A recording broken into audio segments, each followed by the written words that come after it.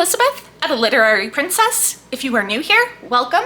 I'm a 6-year PhD candidate in English literature with a focus on Victorian women novelists, and as you might expect, I love to read.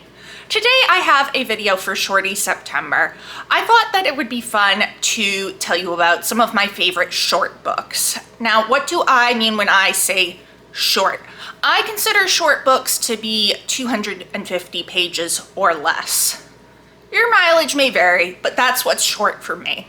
I have 10 books today, 5 classics and 5 contemporary novels, and I am only looking at novels and novellas that are meant for adults or young adults. So there are no short stories and there are no children's books. There are also no graphic novels.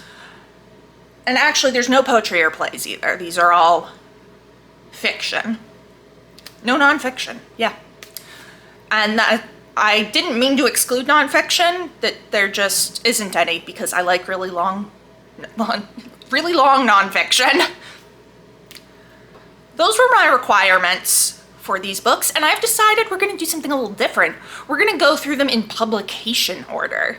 Usually I stack them just based on size and how neatly they'll fit stacked up back there on the shelf, but I thought it would be fun to do publication order for this.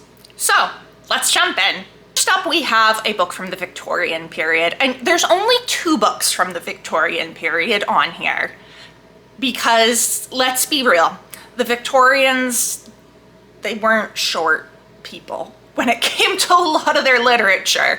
They were very long, but I do have here a novella from 1861. This is The Doctor's Family by Margaret Oliphant.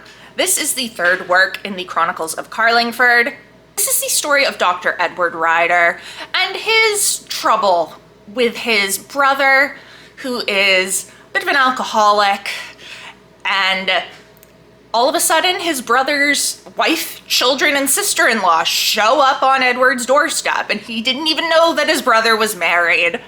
So the family moves to Carlingford and is causing a lot of problems for Edward. However, he does start to fall in love with Nettie, the sister-in-law, who is a fantastic character. This was a 5-star read for me. I absolutely loved it. It is 109 pages according to this Kindle edition on Goodreads. I have it in a bind-up of a bunch of Oliphant's work. Here's a cat. He's not supposed to be here. No, now you're here. Now you're here. You're gonna have to be in the video. So, it's a really good story. It has some really good characters in it, and it's just enjoyable. Generally, you can start wherever you want with the Chronicles of Carlingford. I would recommend reading the short story The Executor before reading The Doctor's Family because it provides some background context for Edward's story. But yeah, I really love this book. I love everything by Margaret Oliphant. And you know, most of her novels are pretty long. She's got short stories, but the novels themselves are pretty long. So I am glad that I got to include one on this list. Next up is another Victorian book from the very end of the century. This is The Hound of the Baskervilles by Sir Arthur Conan Doyle, published in 1901.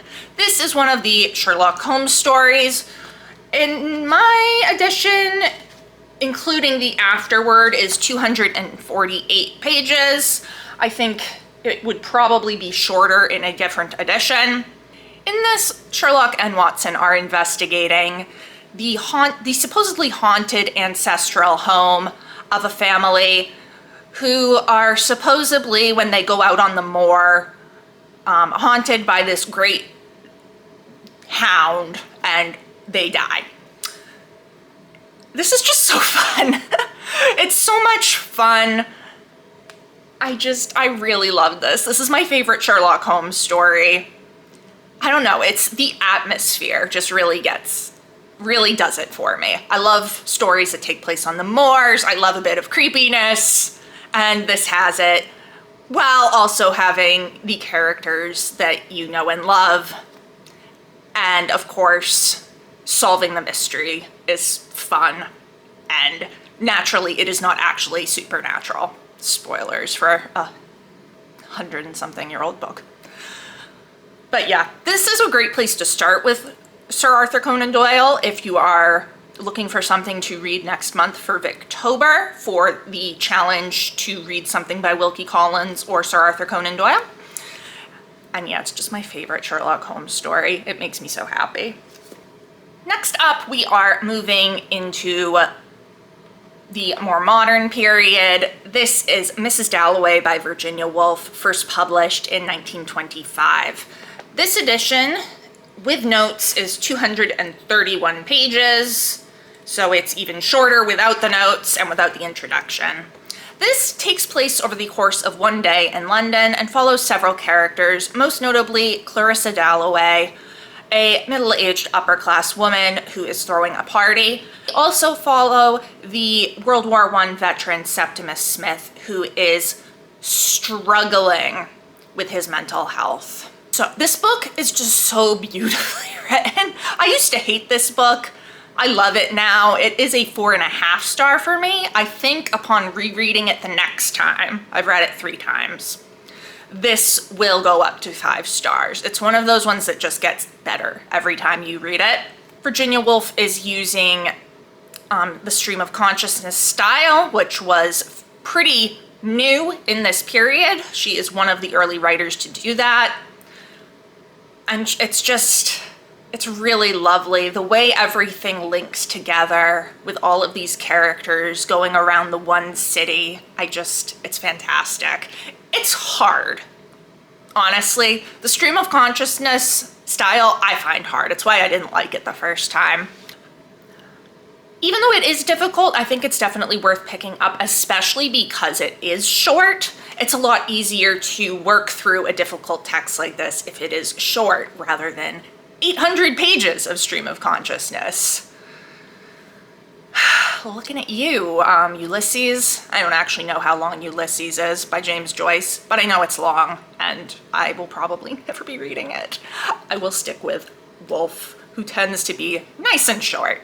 Moving across the pond to the US and into the 60s, we have Always Lived in the Castle by Shirley Jackson, published in 1962. This edition is 146 pages. I went to look at the bottom of the page because that's where I'm used to a lot of page numbers being, and it was just a little image of a spider, and I was like, but no, it's up top. Okay. 146 pages. This book packs such a punch for how short it is. This is the story of Mary Catherine Blackwood, also known as Mary Cat, who lives in her family house with her sister Constance and her uncle.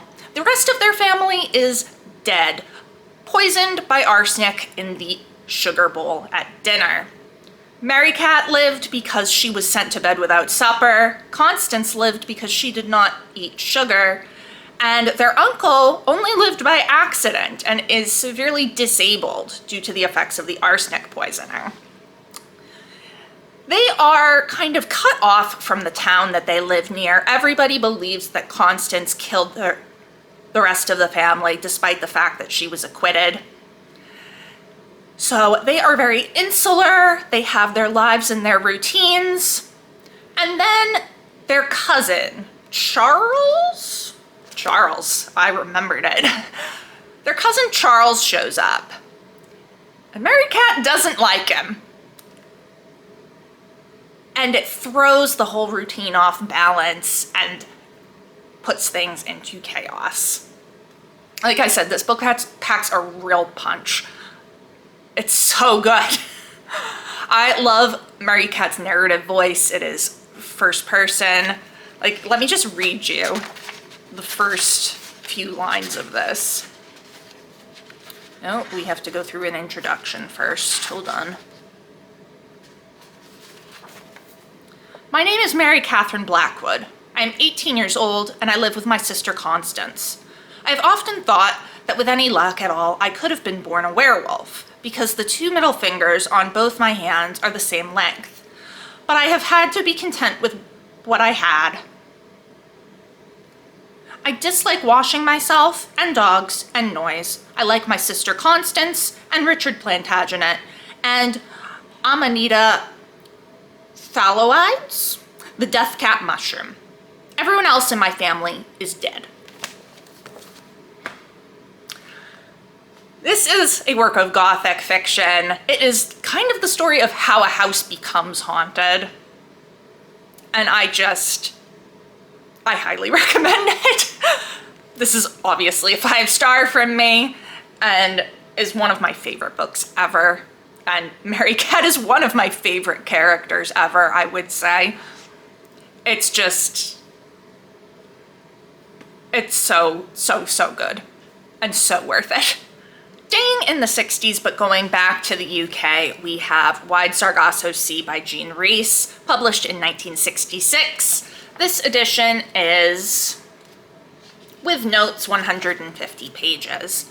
This is a prequel to Jane Eyre, following the character of Antoinette Mason, who will become Bertha Rochester, the madwoman in the attic. We are following her early life in Jamaica, and then we go up through her marriage to Rochester, who is never named. This is another beautifully written book that really packs a punch considering how short it is. It's really great to read alongside Jane Eyre to examine the themes of colonialism and race that are kind of hiding in the background of Jane Eyre. Rhys really brings them to the forefront. We are now moving out of the classics and into the 80s with Stephen King. This is the collection Different Seasons, published in 1982. It is a collection of 4 novellas. The one I particularly want to talk about is The Body, which is 145 pages in this edition, and I did math to figure that out. So The Body is the story of Gordy LaChance, who is looking back on his childhood in the 50s and the time that he and 3 of his friends, Chris, Teddy, and Vern, went into the woods to look for the body of a dead kid. If this is sounding familiar, yet you have not read this book, that is because it is the basis for the movie Stand By Me. Fantastic movie as well. Favorite movie. You know, favorite books tend to become favorite movies. I read this when I was 12 years old, and I have talked about this probably ad nauseum. You're probably all sick of hearing me talk about this. But I read this when I was 12 years old, which is the perfect time to read it, because Stephen King writes characters that age so well, and I found Gordy so relatable, and I think it is such a beautiful story of friendship, and just totally worth it. And definitely watch the movie if you haven't watched the movie, because the movie's fantastic. It is Will Wheaton as Gordy, River Phoenix as Chris, and I can't think of the other boys' names right now, but they all do such a great job. Really fantastic cast, and really fantastic book. I just love Stephen King so much. He's probably my favorite contemporary author, which is something that I have also talked about ad nauseum. So I'll just leave it there. Next up is one of 2 young adult novels that's on this list. This is Speak by Laurie Hulse Anderson, published in 1999. This edition is, not including the Platinum Edition bonus material at the back, we don't have a page number on the last page. That's great. 198 pages. This is the story of Melinda, who is beginning her first year of high school, and she has become a social outcast because she called the police on a party that she was attending, resulting in the party being busted. However, she called the police for a reason. Something horrible has happened to Melinda, and because of that, she stops speaking. And this is just the story of her journey through her first year of high school and dealing with the trauma that she has gone through. This is a beautiful book. This is really, I would say, considered kind of a modern classic, as it should be. It gets taught in schools, as it should be. And Again, another short one that really packs a punch, in my opinion. I think Laurie Halse Anderson is just such a great writer who captures the teenage psyche really well and really seems to understand the trauma and the mental health issues that teenagers are facing. So, yeah, this is a favorite book of mine. Although not my favorite by her. That goes to Winter Girls, but Winter Girls is longer. So, an utterly fantastic book, and nice and short. And one that I think every teenager should read because it's important. It's talking about important stuff. Next up is one that was my second favorite book of the year last year. This is the Travelling Cat Chronicles by Hiro Arikawa. This was originally published in Japan in 2012 and then translated into English in 2017. Yes. I am putting it in the chronological order where it was first published in Japanese. This is the story of a cat named Nana, whose owner, Satoru, is looking for a new home for him. And Nana doesn't want a new home. He wants to stay with Satoru.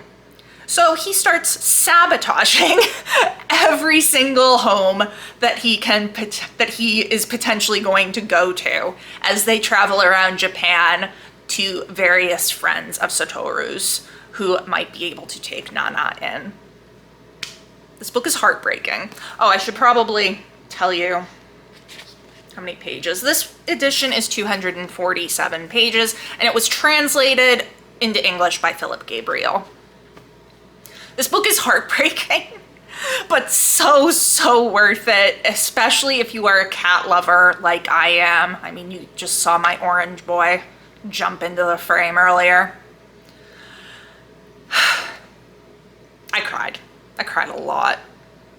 It is just truly beautiful. And apparently there's a movie, which now I need to watch, even though I know I'm going to sob through the whole thing. But yeah, definitely an absolute favorite for me. So glad that I finally read it last year. It'd been on my shelf for a while. Yeah, beautiful book. Next up is one that I actually read earlier this year. This is Dear Committee Members by Julie Schumacher. This was published in 2014, and this edition is 180 pages. It's the story of Jason Fittger, a professor of literature and creative writing at Payne University, and it is told through his letters of recommendation for students, for faculty members, for various jobs, graduate school applications, and the more you go through, the more kind of frustrated Jason's letters become. He is in a feud with the economics department, who their building is being renovated for, causing him to have to suffer through construction work while trying to work over the summer. He is also trying very hard to get one of his graduate students, Darren, into a prestigious literary workshop, I guess you would call it. We learn about his difficult love life as he sends emails to several women who he has been involved with, who work on campus. And it's truly just hilarious. It had me laughing out loud. I was reading passages out loud to my husband because as someone in academia, the satire was just so spot on and really quite relatable. So this is a really great one, especially if you enjoy humor and if you are in academia and like to see it get made fun of a little bit. Perfect book for you. And the last book is actually one that I haven't read in a really long time, but I really loved it when I did read it. This is Exit Pursued by a Bear by E.K. Johnston, published in 2016. I have it on my Kindle, but according to Goodreads, the hardcover edition is 243 pages. This is a very loose modern retelling of William Shakespeare's The Winter's Tale. It follows Hermione, who is on the cheerleading team. And while they are at cheerleading camp, her drink is drugged and she is assaulted. The rest of the book is her dealing with the aftermath of that, especially since she can't remember what happened due to being drugged. So she is trying to piece things together. She is trying to navigate relationships with her friends, with her ex-boyfriend who dumps her after the assault happens, and just have her life continue on. I thought this was a beautiful book. I have not read it for a while. I read it in 2016, shortly after it came out, and I actually read it twice that year and have not read it since. I actually think I'm going to reread this for both for Shorty September this month and for Shake-tember, because the Shakespeare play that I am reading for Shake-tember is The Winter's Tale. So I think it would be really fun to give this a reread and see if it's as good as I remember it. It is, again, dealing with a really important topic, just as Speak is, and I thought it was handled beautifully. And of course, the little aspects of the retelling are really fun. It is, of course, titled after the very famous stage direction in The Winter's Tale, where a character exits pursued by a bear, one of the only detailed stage directions Shakespeare ever wrote. And I enjoyed making the connections between the characters in the book and the play, because I had recently seen the play, actually twice. So I think I am going to give this a reread, and hopefully it will remain one of my favorite short books, because that would be rather awkward to have it on this list and then reread it 2 weeks later and have it not be good. So those are 10 of my favorite books under 250 pages. Let me know down in the comments below. Have you read any of these? What did you think? What are your favorite short books? What constitutes short to you? If you enjoyed this video, please don't forget to give it a thumbs up and subscribe to see more of my bookish content. It has been great chatting with you. I will see you soon. Bye.